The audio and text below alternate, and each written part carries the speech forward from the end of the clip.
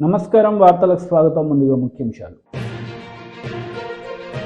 NCC navy army వారి ఆధ్వర్యంలో జాతీయ ఓటర్ల దినోత్సవం ఘనంగా rally.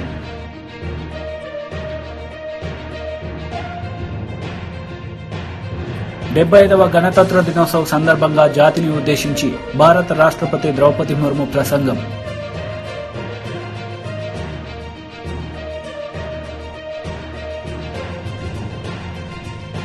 Telangana Congress booth level convention meeting లో కాంగ్రెస్ జాతీయ అధ్యక్షుడు మల్లికార్జున ఖర్గే ప్రధాని మోడీపై అనుచిత వ్యాఖ్యలు.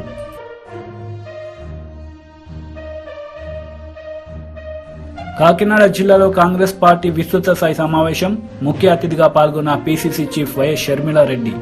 చంద్రబాబు జగన్లపై ఆరోపణ. 75వ గణతంత్ర దినోత్సవం సందర్భంగా జాతిని ఉద్దేశించి భారత రాష్ట్రపతి ద్రౌపది ముర్ము ప్రసంగించారు.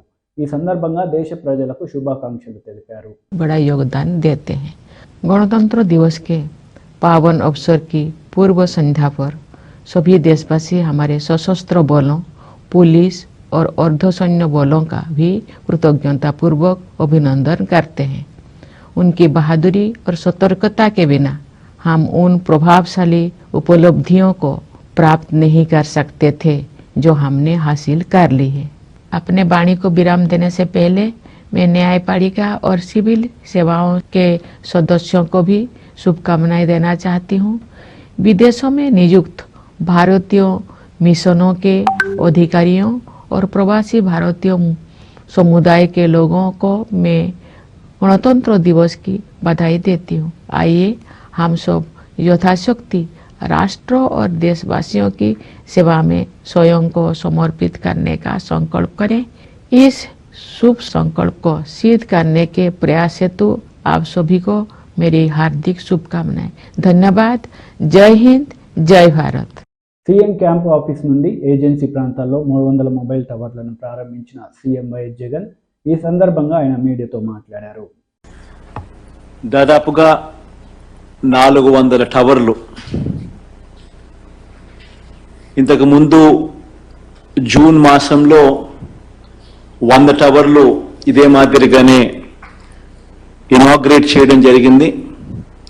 ఈరోజు మరో 400 టవర్లు ఈరోజు మరీ ముఖ్యంగా అల్లూరి సీతారామరాజు జిల్లా, మన్యం జిల్లా ఇటువంటి గిరిజన గ్రామాలకు ఎక్కడైతే కనెక్టివిటీ పూర్తిగా లేని పరిస్థితి ఎక్కడైతే ఉందో, ఎటువంటి గ్రామాలు ఎక్కడైతే ఫోన్లలో మాట్లాడాలి అంటే కూడా పరిస్థితులు అనుకూలించని, వాతావరణం అనుకూలించని పరిస్థితులు ఎక్కడైతే ఉన్నాయో, సంక్షేమ పథకాలు ప్రతి ఇంటికి కూడా తీసుకుని వెళ్ళాలి, ట్రాన్స్పరెంట్గా ఆ సంక్షేమ పథకాలన్నీ కూడా ప్రతి ఇంట్లో కూడా అందాలి అని తాపత్రయంతో అడుగులు వేగంగా కూడా వేస్తా ఉన్నాం. ఇందులో భాగంగా ఈరోజు 400 టవర్లు అంటే దాదాపుగా 400 కోట్ల రూపాయలతో దగ్గర ఇన్వెస్ట్మెంట్తో పెట్టుబడి పెడుతూ ఈరోజు ఈ 400 టవర్లతో దాదాపుగా 2 లక్షల మంది జనాభాకు 42,000 ఇంతకుముందు 42,000 జనాభా ఇప్పుడు చేస్తా ఉన్న ఈ 400 టవర్లతో మరో 2 లక్షల మంది జనాభాకు ఈ టవర్లు ఉపయోగపడే పరిస్థితి వస్తుంది. ఇప్పుడు చేస్తా ఉన్న గ్రామాలు దాదాపుగా మరో 944 గ్రామాల హ్యాబిటేషన్స్ దీని ద్వారా కనెక్ట్ కూడా అవుతా ఉన్నాయి. పోవాల్సిన మార్గం ఇంకా ఎక్కువ ఉంది, దూరంగా ఉంది. దాదాపుగా ఇంకా మనం చేయాల్సింది ఇంకా మరో 2,400 టవర్లను కూడా రాబోయే నెలల్లో వేగంగా తీసుకొని వచ్చే కార్యక్రమం కూడా జరుగుతూ ఉంది. ఇప్పుడు దాదాపుగా 2,900 టవర్లు పెట్టాలనే ఆలోచనతో దాదాపుగా 5,459 గ్రామాలు హ్యాబిటేషన్స్ ఏదైతే చిన్న చిన్న గ్రామాలు ఎక్కడెక్కడైతే ఉన్నాయో, ఈ కనెక్టివిటీ లేని గ్రామాలు ఏదైతే ఉన్నాయో ఆ గ్రామాలన్నింటినీ కూడా కనెక్టివిటీలోకి తీసుకొచ్చే ఒక బృహత్తర ప్రణాళికలో దాదాపుగా 3,000 119 కోట్ల రూపాయలతో ఈ కార్యక్రమానికి కార్యాచరణ చేయడం జరిగింది. ఈ కార్యక్రమంలో సఫలీకృతం చేసేందుకు కేంద్ర ప్రభుత్వంతో మాట్లాడడము, కేంద్ర ప్రభుత్వాన్ని ఒప్పించడము, కేంద్ర ప్రభుత్వంని కూడా దీంట్లో భాగస్వామ్యం చేస్తూ అడుగులు వేగంగా కూడా వేయగలిగాం. దీనికి సంబంధించి ఇప్పటికే భూములన్నీ కూడా ల్యాండ్ ఏదైతే కేటాయించాల్సి ఉందో టవర్లకు సంబంధించి అన్ని రకాలుగా ఆ ల్యాండ్ను మొత్తము ఆ భూములన్నీ కూడా ఈ 2900 దగ్గర లొకేషన్స్ లో ల్యాండ్ ఇచ్చేయడం జరిగింది. రైట్ ఆఫ్ వే కూడా ఎటువంటి ఇబ్బంది లేకోకుండా వాళ్ళకు ఆ అనుమతులు ఇవ్వడమే కాకుండా ఆ పరిస్థితులు కూడా క్రియేట్ చేయడం జరిగింది. కరెంట్ కనెక్షన్ కూడా వీళ్లకు ఆ టవర్లు ఎస్టాబ్లిష్ చేయడానికి వాటిని కూడా ఇవ్వడం కూడా జరిగింది. సో రాష్ట్ర ప్రభుత్వం తరపు నుంచి చేయాల్సినవన్నీ కూడా వేగంగా చేయాల్సిన స్పీడ్ కన్నా ఇంకా రెట్టించిన స్పీడ్లో చేయడం జరిగింది. టవర్ల కన్స్ట్రక్షన్ కార్యక్రమం కూడా ఇప్పటికే మొదలైంది. ఈ 2800 దగ్గర 2900 టవర్లు కన్స్ట్రక్షన్ ఏదైతే చేయాలి అని చెప్పి కార్యాచరణతో ఏదైతే అడుగులు ముందుకు వేస్తా ఉన్నామో ఈ 3119 కోట్ల రూపాయలకు పెట్టుబడితో అందులో ఇప్పటికే దాదాపుగా ఈ దఫా 400, దీని ముందు దఫా 100 టవర్లు, 500 టవర్లు ఇప్పటికే ఈ రోజుతో ఇనాగ్రేట్ చేయడం జరుగుతూ ఉంది. ఇంకా మిగిలిన 2300 టవర్లకు సంబంధించి కూడా అడుగులు వేగంగా పడతా ఉన్నాయి. దేవుడు ఆశీర్వదిస్తే ఇదే మాదిరిగానే ప్రతి 3 నెలలకు ఒకసారి 400-500 టవర్లను అందుబాటులోకి తీసుకొని వస్తూ అన్నీ కూడా మొత్తం కూడా మరో సంవత్సర కాలంలో పూర్తిగా అన్ని చోట్ల కూడా ఈ టవర్ల ఏర్పాటు కార్యక్రమం కూడా దేవుడి దయతో పూర్తి చేస్తాము అని చెప్పడానికి కూడా సంతోషపడతా ఉన్నాను. ఈ సందర్భంగా ఈ టవర్లు ఎందుకు అవసరము, ఎందుకు ఎంత ఇంపార్టెంట్ అనంటే ఇక్కడ టవర్లు రావడం వల్ల గ్రామీణ ప్రాంతంలో ఎక్కడైతే కనెక్టివిటీ లేకుండా ఉన్న పరిస్థితులు ఎక్కడైతే ఉన్నాయో ఆ ప్రాంతాలన్నిటినీ కూడా సమాజంతో కనెక్ట్ చేయడం ఒక ఆస్పెక్ట్ అవుతుంది. టీవీ పనిచేయడం మొదలు పెడుతుంది, ఫోన్లు పనిచేయడం మొదలు పెడతాయి. పథకాలన్నీ మనం ఏదైతే ఇస్తా ఉన్నామో ఆ పథకాలన్నిటికీ కూడా వెంటనే ఆన్లైన్లో వాటిని నమోదు కార్యక్రమం అనేది కూడా వేగవంతంగా జరుగుతుంది. మనం బటన్ నొక్కిన వెంటనే వాళ్ళకు డబ్బులు ట్రాన్స్ఫర్ అయ్యే కార్యక్రమం కూడా అంతే వేగవంతంగా జరుగుతుంది. దాన్ని చూసుకునే కార్యక్రమం కూడా వాళ్ళకు కూడా కనిపిస్తుంది. ఇవన్నీ కూడా వేగవంతంగాను, ఎఫెక్టివ్గాను, ట్రాన్స్పరెంట్గాను, పారదర్శకంగాను ఇవన్నీ జరిగే దానికోసం ఈ కనెక్టివిటీ అనేది చాలా అవసరంగా భావించి ప్రభుత్వం అడుగులు వేగంగా వేస్తూ ఉంది. గ్రామ సచివాలయం Telangana Congress booth level convention మీటింగ్లో కాంగ్రెస్ జాతీయ అధ్యక్షుడు మల్లికార్జున ఖర్గే ప్రధాని మోడీపై అనుచిత వ్యాఖ్యలు చేశారు. ఈ సందర్భంగా ఆయన ప్రసంగించారు. जो दिन लोग वायदा करते थे लेकिन निभाते नहीं थे, बोलते थे काम नहीं करते थे, हर आदमी इतना झूठ बोलता था कि जो चीज करना चाहिए था वो नहीं करते थे. तो ऐसे नेता बहुत है हमारे देश में. प्राइम मिनिस्टर खुद ही बहुत से वायदे किए. अब आजकल पेपर में आ रहा है, आप देखे हैं हर पेपर में फ्रंट पेज पे मोदी की गारंटी बोल के लिखते हैं. आप लोग देखे या नहीं मुझे मालूम नहीं. हर पेपर में मोदी की गारंटी. क्या है भी मोदी की गारंटी? उन्होंने कहा था 2 करोड़ नौकरियां दूंगा, ये गारंटी थी उसकी. दिया उसने? मोदी की गारंटी थी काला धन लाके 15 लाख देंगे. दिया मोदी ने? और आप रोज पेपर में देखो, हर पेपर में फ्रंट पेज पे मोदी की गारंटी। अरे बाप, तुम पहले की गारंटी नहीं दिए लोगों को, अब कौन सी गारंटी देने वाले हैं? मैं पूछता हूं। मेरे को परसों मिले थे सुभाष चंद्र बोस के जयंती के दिन। मैं उस दिन पूछना बोला था, फिर अच्छा नहीं था क्योंकि वो सुभाष चंद्र बोस की जयंती थी, इसीलिए मैं वो बात ज्यादा नहीं किया। मैं पूछना चाहता था उनको, क्या आपने जितने भी पहले गारंटी दिए थे उसमें कितने निभाए, ये पूछने वाला था। लेकिन अब वो जयंती समय रहने की वजह से मैं जो आने वाले सेशन में सारी चीजें जरूर पूछूंगा। जो उन्होंने वायदा किया था क्यों नहीं किया। కాకినాడ జిల్లాలో కాంగ్రెస్ పార్టీ విస్తృత స్థాయి సమావేశం నిర్వహించారు. ఈ కార్యక్రమానికి ముఖ్య అతిథిగా పాల్గొన్నారు PCC chief YS Sharmila Reddy. Andhra రాష్ట్రం ఇలా అభివృద్ధి లేకుండా దయనీయ స్థితిలో ఉంది అంటే చంద్రబాబు జగన్లే కారణమని ఆరోపించారు. వేదిక మీద ముఖ్యమంత్రిగా ఉన్న జగనన్న గారు చేసిన వ్యాఖ్య, కాంగ్రెస్ పార్టీ ఆంధ్రప్రదేశ్ను చీల్చింది, నా కుటుంబాన్ని చీల్చింది, దేవుడే గుణపాఠం చెప్తాడు అని పెద్ద పెద్ద మాటలు మాట్లాడారు.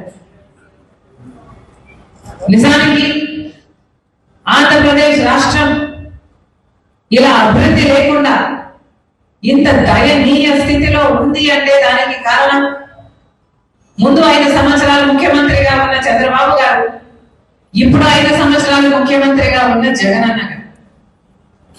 ఈరోజు రాజశేఖర రెడ్డి గారి కుటుంబం చీలింది అంటే అది చేతులా చేసుకున్నది జగనన్న గారు.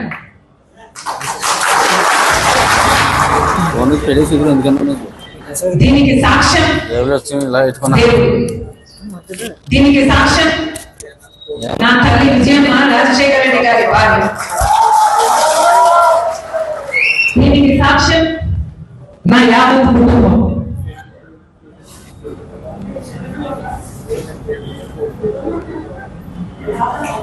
జగన్మోహన్ రెడ్డి గారి పార్టీ ఇబ్బందుల్లో ఉంటే 18 మంది ఎమ్మెల్యేలు ఆ రోజు రాజీనామాలు చేసి జగనన్న వైపు నిలబడితే వాళ్ళను మంత్రులను చేస్తానన్నాడు జగన్. ఈరోజు వాళ్ళలో ఎంతమంది మంత్రులుగా ఉన్నారు? వాళ్ళు రాజీనామాలు చేస్తే అమ్మా నేను వాళ్ళ కోసం తిరిగాను, వాళ్ళ గెలుపుకు పాటుపడ్డారు, వాళ్ళను గెలిపించారు. ఆ తర్వాత వైసీపీ పార్టీ ఇబ్బందుల్లో ఉంది అని నన్ను పాదయాత్ర చేయమంటే నా ఇంటిని వాటిని అన్ని పక్కన పెట్టి నా బిడ్డల్ని సైతం కాదనుకుని ఎండనక వాననక వేల కిలోమీటర్లు నెలల తరబడి రోడ్డు మీదనే పడుకుని 3200 కిలోమీటర్లు పాదయాత్ర చేసింది రాజశేఖర రెడ్డి.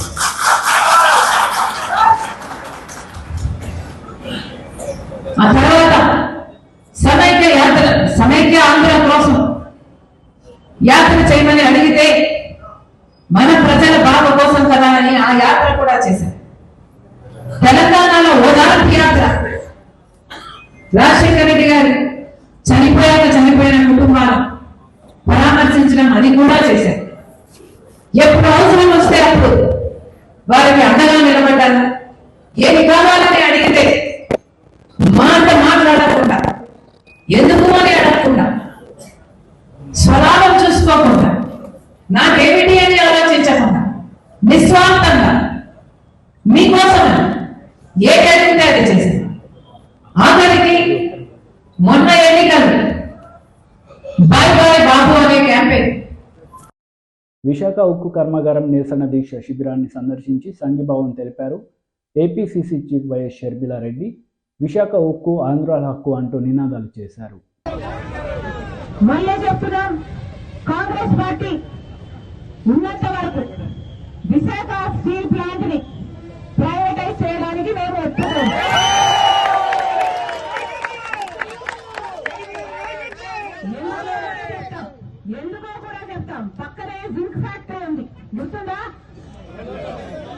పక్కనే జింక్ ఫ్యాక్టరీ ఉంది, దాన్ని తీసుకెళ్లి వేదాంతాకి ఇచ్చారు, ప్రైవేటైజ్ చేశారు, వేదాంతాకి ఇచ్చారు. ఇప్పుడు జింక్ ఫ్యాక్టరీగా ఉందా? దాన్ని మూసేశారు. అంటే అంతమంది ఎంప్లాయీస్ వాళ్ళ జీవనోపాధి కోల్పోయినట్టే. అంటే ఇప్పుడు జింక్ ప్లాంట్ లో అసలు ఉపాధి లేదు. ఇప్పుడు వేదాంతాకి ఇచ్చారు, వాళ్ళు రియల్ ఎస్టేట్ చేస్తారు. అదే జరగబోతుంది ఇది కూడా. దీన్ని ప్రైవేటైజ్ చేస్తే ఈ 30,000 కుటుంబాలు రోడ్డున పడతాయి. ఆ తర్వాత దాని పైన అసలు దీని కెపాసిటీ 20 మిలియన్ టన్నులు. అంటే డైరెక్ట్ గానే 1,00,000 కుటుంబాలకు ఎంప్లాయ్మెంట్ ఇచ్చే ప్రాజెక్ట్. అలాంటప్పుడు దీని మీద ప్రభుత్వాలు ఎంత శ్రద్ధ పెట్టాలి? అవి పెట్టకపోగా ప్రైవేటైజ్ చేస్తున్నారు అంటే దుర్మార్గం కాకపోతే ఇంకా ఏమనాలి?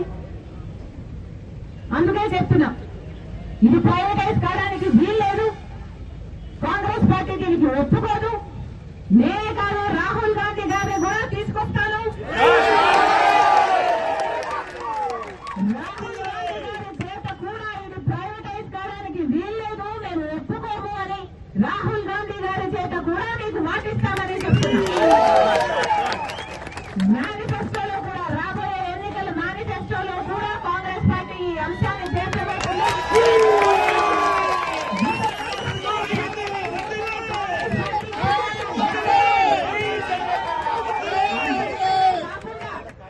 ఈ ప్రాజెక్టు నిలబడడానికి దీనికి కావాల్సిన మైనింగ్, ఐరన్ కూడా మైనింగ్ కూడా ఏర్పాటు చేయడానికి కాంగ్రెస్ పార్టీ అంతేకాదు ఇంకా వీళ్ళకు ఉద్యోగాలు రాని 8,000 కుటుంబాలకు కూడా, ఆ బిడ్డలకు కూడా ఉద్యోగ అవకాశాలు ఇచ్చేటట్టు ఎన్సీసీ, నేవీ, ఆర్మీ వారి ఆధ్వర్యంలో జాతీయ ఓటర్ల దినోత్సవ సందర్భంగా ఘనంగా నిర్వహించారు. ఈ సందర్భంగా ర్యాలీ నిర్వహించారు.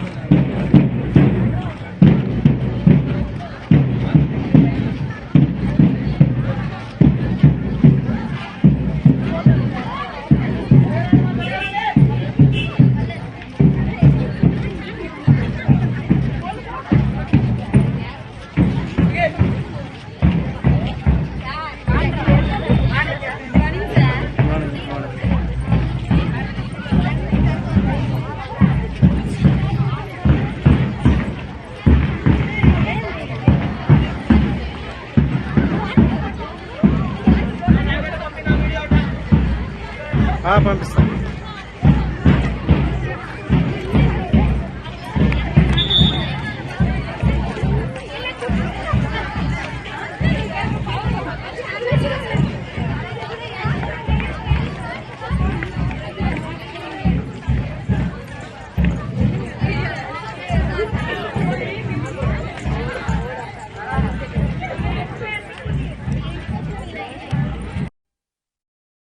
ఉండవల్లి అరుణ్ కుమార్ ప్రెస్ మీట్ నిర్వహించారు. ఈ సందర్భంగా పలు అంశాలపై ఆయన మాట్లాడారు. ముసలాన్ని చిన్నపిల్ల కలిస్తే ఎలా ఉంటుంది సార్? 2 రోజుల నుంచి పాలిటిక్స్ చూస్తున్నారు. మా కుటుంబాన్ని విడగొట్టింది కాంగ్రెస్ పార్టీ అని జగన్ గారు అంటున్నారు. ఈవిడేమోనేమో కాదు, ఆయన బీజేపీ మమ్మల్ని ఎలా చేసిందని జగన్ వల్లే మా కుటుంబానికి సంబంధించిన విషయం మనమేం మాడతాం. పాత మిత్రులందరూ కలిసారు కదా, రెడ్డి గారు, పాలన్నాథ్ గారు. నేను అందరితో టచ్లో, నాకు ఈ 10 ఏళ్లలో నాతోటి బాగా క్లోజ్గా ఉన్న వాళ్ళు ఎవరంటే ఇంకోళ్ళు ఉండటానికి అవకాశం ఉంది. చిన్నప్పటి నుంచి కాంగ్రెస్లో ఉన్నాను. ఎప్పుడైనా వీళ్ళతోటే టచ్. రఘువీరారెడ్డి గారు ఇంటికి వెళ్ళి 4 రోజులు వచ్చాం. సేలం ఫోన్ చేస్తుంటాడు, ఈ టైపు ఈ జిల్లాలో ఏమొచ్చినాను. సరే, పల్లవరాజు గారు మన జిల్లా ఆయన. వాళ్ళందరూ రెగ్యులర్గా టచ్లో ఉన్నాడు తప్ప కొత్తగా. ఒక షర్మిల మాత్రం ఓకే, ఆవిడ మామూలుగా రాజశేఖర రెడ్డి బతుకున్నప్పుడు కూడా ఆడపిల్ల కదా, అంత ఎక్కువగా నాకు జగన్తో ఉన్నంత చనువు లేదు. జగన్ అయితే 2-3 సార్లు కలవడం కూర్చొని మాట్లాడడం జరిగింది. ఈవిడ మొన్న తండ్రిది ఏదో ఫంక్షన్ పెట్టినప్పుడు ఆ ఫంక్షన్కి వెళ్ళాను. అప్పుడు కొంచెంసేపు మాట్లాడుకున్నాం. వాళ్ళ ఇంటికి వచ్చింది. ఇంటికి రావడం కూడా పూర్తిగా ఫ్యామిలీ దీని కింద. మొన్న వాళ్ళ ఆయన వచ్చి పెళ్లికి పిలిచెళ్ళాడు. ఇదంతా పెద్ద రాజకీయ ప్రాధాన్యత ఉన్నటువంటి మీటింగ్ కాదు. సరే, మారిన పరిస్థితుల నేపథ్యంలో మళ్ళీ కాంగ్రెస్ స్ట్రెంత్ అయ్యే అవకాశం ఉందా? నాయకత్వం మారింది, మొత్తాన్ని మారినాయి కదా, మొత్తం ఊపేలా వస్తున్నాడు కాంగ్రెస్ చంద్రబాబు వాళ్ళు. న్యాచురల్గా రాజశేఖర రెడ్డి కూతురు అనేటప్పటికి పబ్లిక్లో ఒక రికగ్నిషన్ ఉన్నటువంటి ఫిగర్. పెద్ద ఇంట్రడక్షన్ అక్కర్లేదు, అదొక స్ట్రెంగ్త్ అవుతుంది. ఫస్ట్ రాజశేఖర రెడ్డి ఎలాగైనా ఒక లెవెల్లోకి వెళ్ళిపోయాడు. ఆయన చనిపోయిన తర్వాత ఈ స్టేట్లో అంత ఎవరు లేరు. ప్రజలకి ముఖ్యంగా బిలో పవర్టీ లేని వాళ్ళకి ఒక ముద్ర ఇచ్చాడు. సో అటువంటి ఏపీ ప్రభుత్వ సలహాదారు సజ్జల రామకృష్ణారెడ్డి మీడియా సమావేశం నిర్వహించారు. ఈ సందర్భంగా పలు అంశాలపై ఆయన మాట్లాడారు. అభివృద్ధి కాగలుగుతుందో అంతకాలం అది మనగలుగుతుంది, నిలబడుతుంది. లేకపోతే చరిత్ర కాలగర్భంలో కలిసిపోతుంది. ఉదాహరణకు ఆమె పార్టీని వైఎస్ఆర్ తెలంగాణ పార్టీ అని పెట్టారు. అక్కడ చిన్న ఏదో పెట్టారు, తిరిగారు, కష్టపడినారు అనుకుంటే మరి అక్కడ కూడా చాలా మందికి ఏదో వాళ్ళు కష్టపడి ఉంటారుగా. శ్రమలం ఒకటే కాదుగా, చాలా మంది కష్టపడి ఉంటారుగా. మరి వాళ్ళ భవిష్యత్తు గురించి ఏం ఆలోచించారు? వాళ్ళకు ఏం న్యాయం చేశారు? ఏ రాజకీయ పార్టీలోనూ అది కుదురుతుందా? లేదా పదవి కోసం ఆమె ఆ రోజు తన అన్న కోసం నిలబడి ఆయన చేశారా? దానికి ఏమన్నా అది దాని గురించి స్పెసిఫిక్గా ఆమె ఏదైనా చెప్పగలిగితే దానికి ఎవరైనా ఆన్సర్ కావచ్చు. అలా కాకుండా రెండో మాట అన్నారు, అన్యాయం జరిగినా సహించాము, కానీ తర్వాత వైఎస్ఆర్ గారి ఆలోచనలు వాటిని అమలు చేయలేదు. ఫస్ట్ దానికైతే ఖచ్చితంగా ఆన్సర్ ఇవ్వాలి. ఏం అన్యాయం చేశారు, ఏం అన్యాయం జరిగింది? ఆ రోజు అందరూ కష్టపడ్డారు. జగన్మోహన్ రెడ్డి గారు ఆ రోజు అడుగులు వేశారంటే ఆయన సొంత మాటల్లోనే లక్షలాది మంది కార్యకర్తలు కదిలారు, నాయకులు కదిలారు, త్యాగాలు చేశారు, ఇంక్లూడింగ్ హిమ్సెల్ఫ్ సఫరింగ్. ఆయన సఫర్ కాకపోతే అక్రమ కేసుల్లో 16 నెలలు జైల్లో పోవాల్సిన అవసరమే ఉంది అనుకో. కాంగ్రెస్ హైకమాండ్ ఆ రోజు వాళ్ళు డిక్టేట్ చేసిన దాని ప్రకారం ఊకొట్టి ఉంటే ఆయనకు వాళ్ళ మాటల్లోనే చెప్పారు క్యాబినెట్లోకి తీసుకునే వాళ్ళము, తర్వాత ఫ్యూచర్లో సీఎం అయ్యేవాడు. ఏం ఆస్తులు లేకనా అనుకో, లేక బతకలేకనా? ఒక పాయింట్ దగ్గర డిఫర్ అయి ఓదార్పు యాత్ర వద్దనడంలోనే రాజశేఖర రెడ్డి గారి ఆలోచనలకో ఆయన ఆశయాలకో కాంగ్రెస్ పార్టీ అంటే సోనియా గాంధీ గాని రాహుల్ గాంధీ గాని వాళ్ళు సమాధి ఘట్టాలను చూస్తున్నారు. వాటిని సజీవంగా ఉంచాలి, ఆచరణలోకి చేతనైనంత తీసుకురావాలి అనే ఉద్దేశం అది కూడా ఇమిడి ఉంది దాంట్లో. రాజశేఖర రెడ్డి గారు ప్రేమించిన ప్రతి గుండె ఆయన ఎందుకు అభిమానించిందంటే ఆయనలో ఉన్న కరుణ, మానవత్వం, ఒక మంచి పరిపాలకుడుగా ఉండడము, మేలైన పాలకుడుగా తమ బాగోగులు చూసుకుంటున్నాడని ఏదైతే ఒక భరోసా ఉందో అది నేను ఆయన బిడ్డగా ఇవ్వాలి అని జగన్మోహన్ రెడ్డి గారు అనుకున్నది కూడా ఓదార్పులో ఉంది. అలాంటి ఓదార్పు యాత్రను ఎప్పుడైతే వాళ్ళు అడ్డుకున్నారో, కంటిన్యూ చేశాక హెరాస్మెంట్ ఏ స్టేజ్కి పోయిందో మీకు తెలుసు. ఇలా కాదని సొంత బాబాయిని పక్కకు, ఆయన చిన్నాన్నను పక్కకు లాగి ప్రలోభ పెట్టి మంత్రి పదవి ఇచ్చాక బయటకు వచ్చేశారు.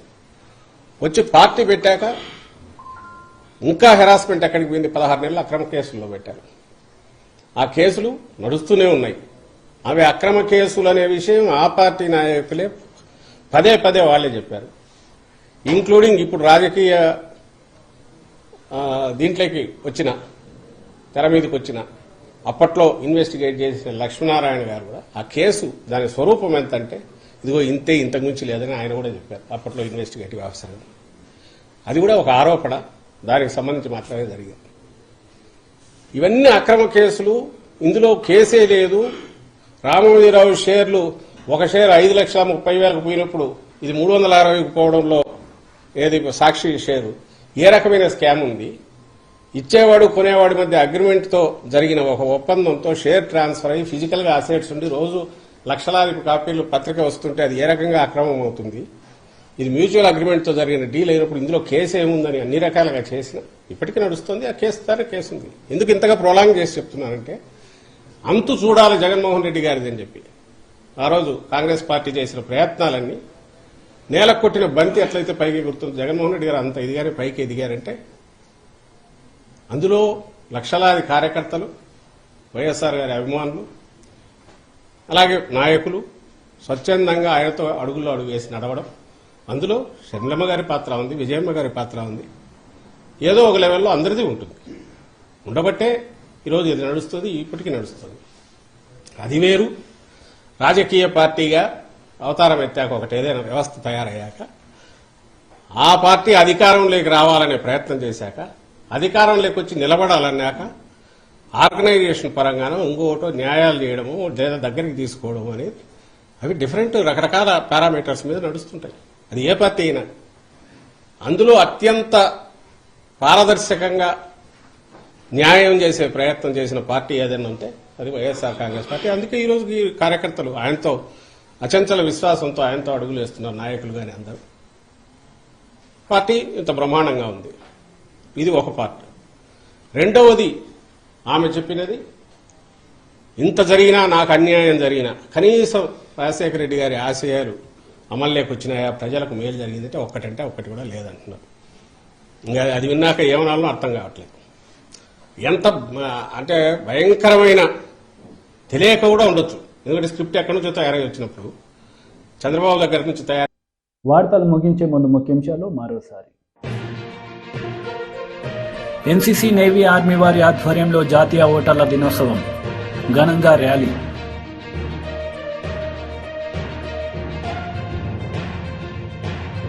డెబ్బై 5వ గణతంత్ర దినోత్సవం సందర్భంగా జాతిని ఉద్దేశించి భారత రాష్ట్రపతి ద్రౌపది ముర్ము ప్రసంగం.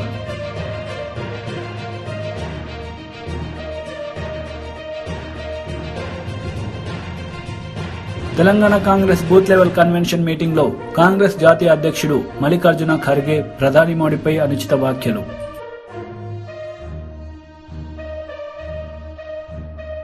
కాకినాడ జిల్లాలో కాంగ్రెస్ పార్టీ విస్తృత స్థాయి సమావేశం, ముఖ్య అతిథిగా పాల్గొన్న PCC chief YS Sharmila Reddy. Chandrababu జగన్లపై ఆరోపణ. ఈ వార్తలు ఇంతటితో సమాప్తం. తిరిగి ప్రసారమయ్యే వార్తల్లో మళ్ళీ కలుద్దాం. అంతవరకు సెలవు. నమస్తే.